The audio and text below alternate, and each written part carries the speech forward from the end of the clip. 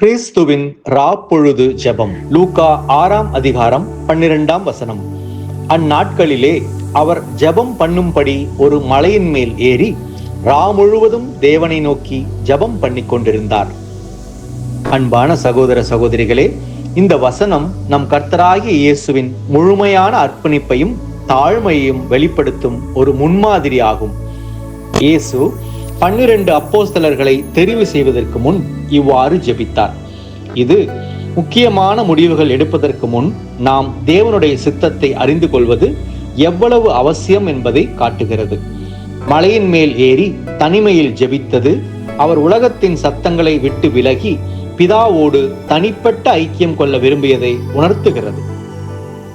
அவர் தேவனுடைய குமாரனாக இருந்தும் பூரண மனிதனாக இருந்தும் ரா முழுவதும் ஜெபித்தது அவருடைய முழுமையான சுய மறுப்பையும் தாழ்மையையும் காட்டுகிறது. அவருடைய வல்லமைக்கும் ஞானத்திற்கும் அவர் பிதாவை சார்ந்திருந்தார். நாமும் நம்முடைய பலவீனங்களை அறிந்து கிறிஸ்துவை போலவே தொடர்ச்சியான ஜெபத்தில் ஈடுபட வேண்டும்.